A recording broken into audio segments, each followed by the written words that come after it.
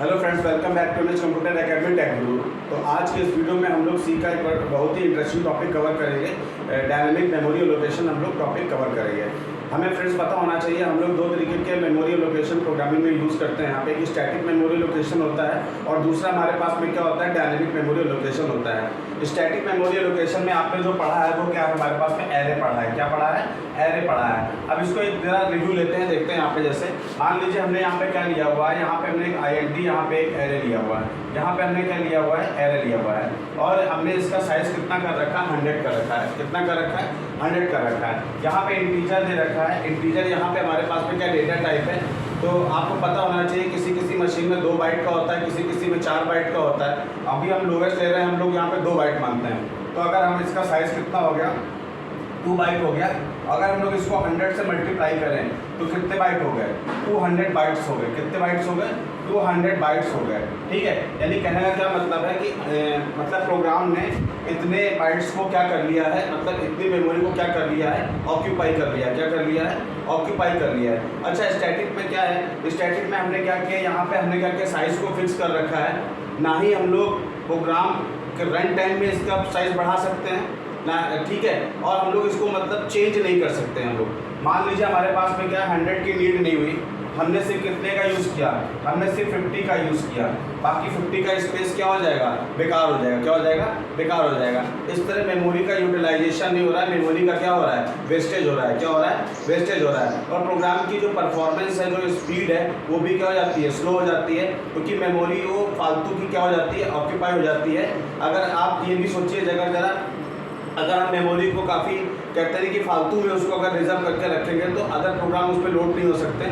इस तरह सिस्टम की परफॉर्मेंस भी क्या हो जाती है, बेकार हो जाती है। क्योंकि हमें पता होना चाहिए कि प्रोग्राम जब भी रन करता है तो वो किस पे आता है, वो हमारा प्राइमरी मेमोरी में आता है, यानी रैम में आता है। तो अगर हम रैम को ही फुल कर देंगे, बेकार फुल कर देंगे, बिना किसी पर्पस के फुल कर देंगे, तो इससे सिस्टम की परफॉर्मेंस क्या हो जाएगी, बेकार हो जाएगी और प्रोग्राम हमारा क्या चलेगा, स्लो चलेगा। इसलिए हमारी कोशिश यही रहती है कि बेटर परफॉर्मेंस के लिए हम लोग क्या यूज़ करें, हम लोग डायनेमिक मेमोरी एलोकेशन यूज़ करें। क्या यूज़ करें? डायनेमिक मेमोरी एलोकेशन हम लोग यूज़ करें। ठीक है, डायनेमिक मेमोरी एलोकेशन क्या होता है, हम लोग रन टाइम में ही डिसाइड कर सकते हैं हमें कितनी मेमोरी चाहिए। ठीक है, मान लो अगर यहाँ पे 100 लिया होता है, यहाँ पे 100 लिया हुआ है, लेकिन हमको एंड टाइम पे 100 की और नीड पड़ गई, तो हम प्रोग्राम में इसको रन टाइम में तो चेंज नहीं कर सकते।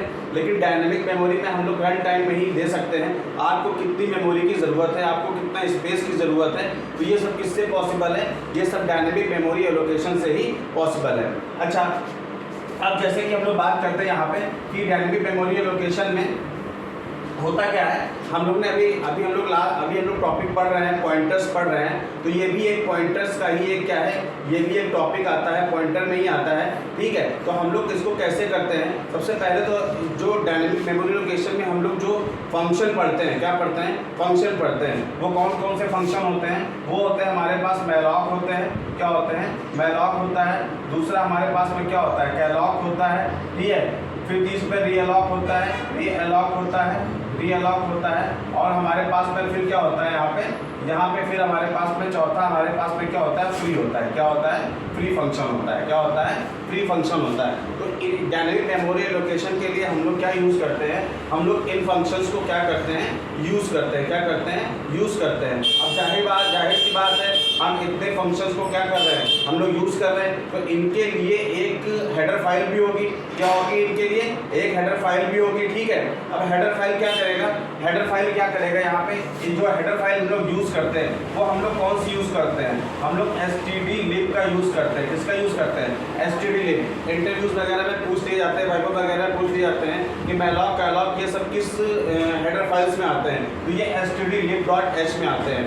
ठीक है, अगर हम stdlib को यूज़ नहीं करेंगे तो हम लोग किसी भी फंक्शन को यूज़ नहीं कर पाएंगे। ठीक है, अब हम लोग देखते हैं कि हम लोग कैसे इसको यूज़ करते हैं। ठीक है, तो सबसे पहले हम लोग यहाँ पे क्या करते हैं, यहाँ पे हम लोग क्या करते हैं, यहाँ से सबसे पहले हम लोग यहाँ पे क्या करेंगे, सिंटेक्स देखते हैं क्या होता है। यहाँ पे सिंटेक्स क्या होता है, यहाँ पे क्या होता है, यहाँ पे हम लोग देखते हैं पॉइंटर वेरिएबल देते हैं। यहाँ पे क्या देते हैं, यहाँ पे पॉइंटर वेरिएबल देते हैं। यहाँ पे ये पॉइंटर वेरिएबल हो गया।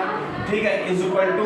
ठीक है, अब हम लोग यहाँ पे क्या करते हैं, वॉइड देते हैं। यहाँ पे वॉइड स्टार देते हैं। ठीक है, यहाँ पे मैलॉक या कैलॉक कुछ भी लिखेंगे, यहाँ से मैलॉक लिखते हैं, यहाँ पे मैलॉक लिखते हैं और यहाँ पे हम लोग क्या दे देते हैं, साइज ऑफ दे देते हैं, क्या देते हैं, साइज ऑफ दे देते हैं। ठीक है, तो ये कुछ सिंटैक्स है। अब एक चीज़ यहाँ पे देखिए, जो हम लोग जो क्या कहते हैं मेमोरी एलोकेट करते हैं उसका जो रिटर्न टाइप है, यानी इस मैलॉक का जो रिटर्न टाइप बाय डिफॉल्ट कितना है, वॉइड पॉइंटर है। वो क्या है, वॉइड पॉइंटर है। इसका मतलब क्या होता है, वो किस प्रकार की वैल्यू रिटर्न करेगा, वो वॉइड पॉइंटर की वैल्यू रिटर्न करेगा। ठीक है, लेकिन होता क्या है, लेकिन हमने मान लीजिए हम लोग यहाँ पे क्या कर रहे हैं, यहाँ पे हमने 2 बाइट्स दे दिया, यहाँ पे हमने 2 दे दिया, साइज हमने यहाँ पे मान लीजिए यहाँ पे हमने साइज कितना दिया हुआ है, यहाँ साइज हमने 5 दिया हुआ है, लेकिन 5 किस टाइप की वैल्यू है, 5 एक इंटीजर टाइप की वैल्यू है। तो हमें करना क्या पड़ेगा, हमें इसको टाइप कास्टिंग करनी पड़ेगी। क्या करनी पड़ेगी, टाइप कास्टिंग करनी पड़ेगी। टाइप कास्टिंग का फिर मतलब यही होता है, एक टाइप को दूसरे टाइप पे क्या करना, कन्वर्ट करना। ठीक है, 2 प्रकार का टाइप कास्टिंग होता है, इम्प्लिसिट होता है और एक्सप्लिसिट होता है। ठीक है, शायद ये मुझसे छूट गया है, टॉपिक छूट गया है, लेकिन मैं इसका एक वीडियो बना दूंगा, आप उसको देख सकते हैं। ठीक है, तो अब यहाँ पे क्या कर रहे हैं, यहाँ पे हमने क्या किया है, यहाँ पे साइज ऑफ लिया हुआ है, साइज ऑफ ऑपरेटर मैंने सॉरी बता के रखा हुआ है। तो देखिए यहाँ पे क्या है, ये वॉइड पॉइंटर यहाँ पे दे रखा है। इसका मतलब ये क्या कर रहा है, ये वॉइड टाइप की वैल्यू रिटर्न कर रहा है। ठीक है, तो यहाँ पे क्या करेगा, ये क्या करेगा, जो ये रिटर्न करेगा, ठीक है, वो वॉइड पॉइंटर होगा, लेकिन हम लोग उसकी टाइप कास्टिंग करेंगे उसको, मतलब जिस तरह का यहाँ पे हमने डेटा टाइप लिया होगा, जिस तरह की वैल्यू हम लोग, जिस तरह की वैल्यू के लिए हम लोग मेमोरी एलोकेट कर रहे हैं, तो यहाँ पे उसका हम लोग क्या करेंगे, टाइप कास्टिंग करेंगे। INT हो सकता है, फ्लोट हो सकता है, कुछ भी हो सकता है। ठीक है, तो यहाँ पे करेगा क्या, जो हम लोग मैलॉक का जो हम लोग जो मैलॉक से जो हम लोग स्पेस मतलब मेमोरी क्रिएट करेंगे, रन टाइम में मेमोरी क्रिएट करेंगे। ठीक है, तो यहाँ पे क्या करेगा, ये एक ब्लॉक बनाएगा, यहाँ पे एक ब्लॉक बना देगा, यहाँ पे क्या बना देगा, एक ब्लॉक बना देगा। सपोज यहाँ पे इसका क्या है, 5 एलिमेंट है, किसी में इंटीजर 2 होता है, किसी में 10 होता है, किसी में 4 होता है। तो यहाँ पे कितना है, 5 दूनी 10। तो यहाँ पे क्या करेगा, 10 बाइट का क्या बना देगा, एक ब्लॉक बना देगा। 10 बाइट का क्या बना देगा, एक ब्लॉक बना देगा। और होगा क्या, जो 10 बाइट का ब्लॉक बनेगा, ये सबसे पहले किसको पॉइंट करेगा, ये फर्स्ट बाइट को क्या करेगा, पॉइंट करेगा। यानी इसका जो जिसका जो एड्रेस आएगा वो क्या आएगा, वो फर्स्ट बाइट का एड्रेस आएगा। किसका आएगा, फर्स्ट ब्लॉक का बाइट का एड्रेस आएगा यहाँ पे। यानी फर्स्ट बाइट को, ये फर्स्ट ब्लॉक को क्या करेगा, ये पॉइंट करेगा, उसके बेस एड्रेस को ये क्या करेगा, पॉइंट करेगा। ठीक है, तो इस तरीके से हम लोग क्या कर सकते हैं कि हम लोग मेमोरी एलोकेशन कर सकते हैं, डायनेमिकली मेमोरी एलोकेशन कर सकते हैं। ठीक है, अभी एक छोटा सा कोड देखते हैं, उसको समझते हैं, उसको कैसे हम लोग यहाँ पे कर रहे हैं। चलिए देखते हैं, यहाँ पे आते हैं। सबसे पहले हम लोग क्या करते हैं, यहाँ पे तो आते हैं, यहाँ पे देखते हैं। यहाँ से मान लीजिए यहाँ पे हमने क्या, अभी सिंपल अभी प्रोग्राम नहीं बना रहा हूँ, अभी करके दिखा रहे हैं कि इसको हम लोग कैसे हम लोग प्रोग्राम में हम लोग यूज़ करते हैं। यहाँ पे देखिए, यहाँ पे क्या करते हैं, यहाँ पे मान लीजिए यहाँ पे हैश इंक्लूड stdio.h, फिर यहाँ पे हैश इंक्लूड stdlib.h।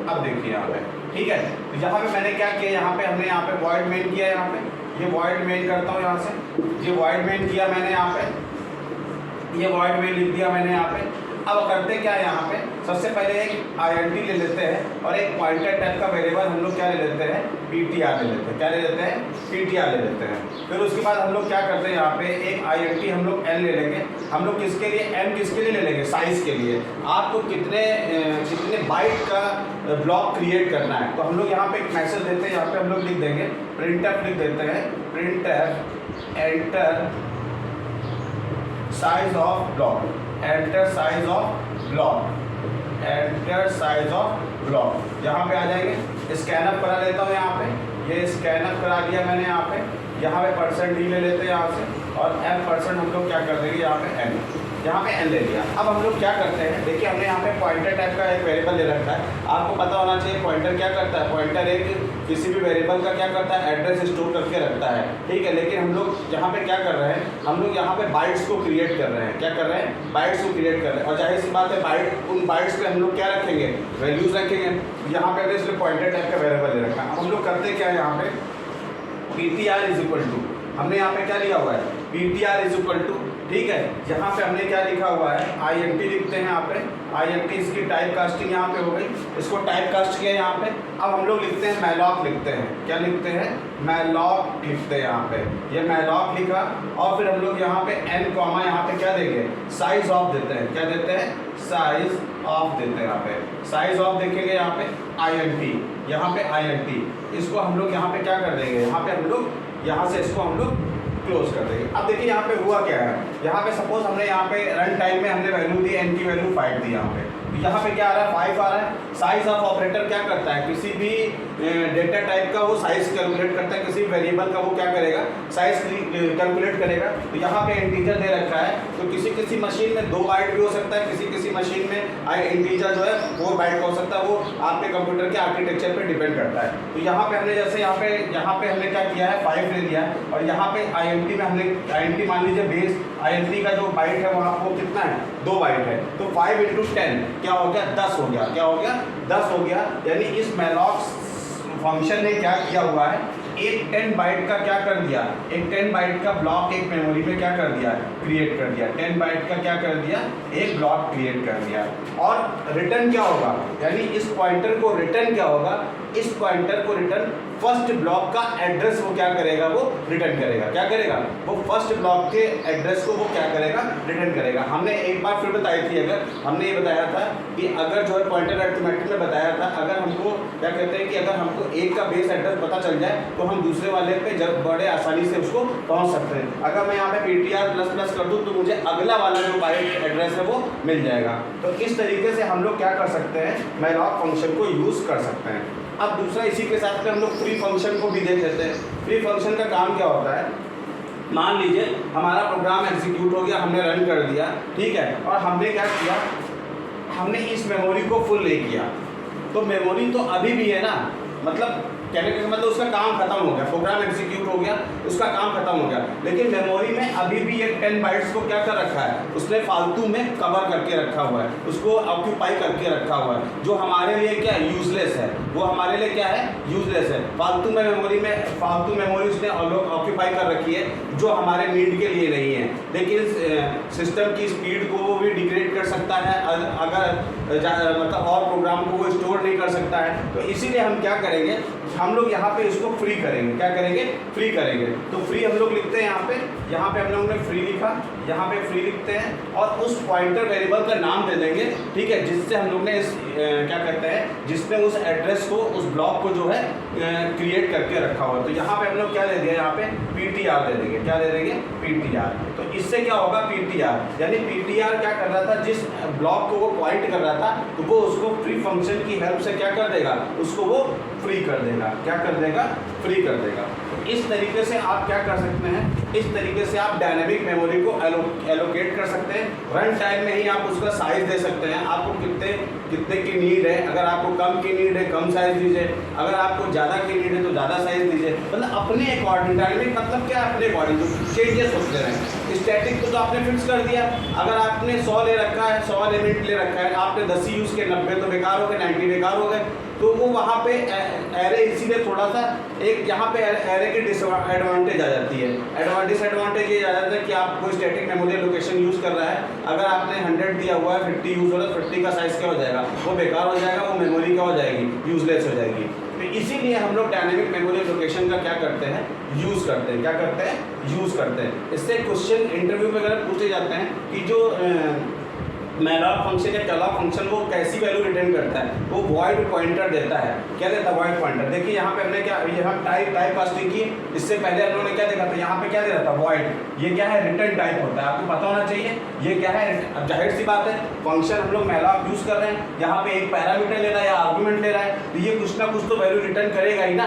तो जो वैल्यू रिटर्न कर रहा है वो बाय डिफॉल्ट क्या है, वो बाय डिफॉल्ट हमारे पास वॉइड है। अच्छा एक बात बताएं, वॉइड का मतलब होता क्या है, वॉइड का मतलब क्या होता है, जीरो या नल होता है। क्या होता है, जीरो या नल होता है। अगर हमने इसको टाइप कास्टिंग नहीं किए तो वो क्या कोई मेमोरी एलोकेट करेगा। वॉइड का मतलब क्या, जीरो होता है, तो वो किसी भी प्रकार की वैल्यू को रिटर्न नहीं करेगा, वो जीरो वैल्यू को रिटर्न करेगा, यानी कोई मेमोरी एलोकेट नहीं हो पाएगी। इसीलिए हम लोग इसकी यहाँ पे क्या करते हैं, यहाँ पे हम लोग टाइप कास्टिंग करते हैं। क्या करते हैं, टाइप कास्टिंग करते हैं, ठीक है। यही नीड है टाइप कास्टिंग करने के लिए, ठीक है। तो ये आज ये मैलॉक है, ठीक है। कल हम लोग कैलॉग फंक्शन भी पढ़ेंगे और इनके एक प्रोग्राम भी देखेंगे कि हम लोग अगर एरे क्रिएट करना चाहते हैं, डायनामिकली अगर एरे क्रिएट करना चाहते हैं, ठीक है, तो हम लोग इसकी हेल्प से हम लोग कैसे डायनामिक मेमोरी एलोकेशन की हेल्प से या मैलॉक कैलॉग की हेल्प से इसको कैसे हम लोग क्रिएट करेंगे। तो आज का वीडियो हम लोग यही एंड कर रहे हैं। फ्रेंड्स ये बहुत इंपॉर्टेंट वीडियो है, ठीक है। ये इंपॉर्टेंट वीडियो इसलिए है कि ये टॉपिक थोड़ा समझ में किसी के नहीं आता है, बहुत मतलब कहते नहीं कि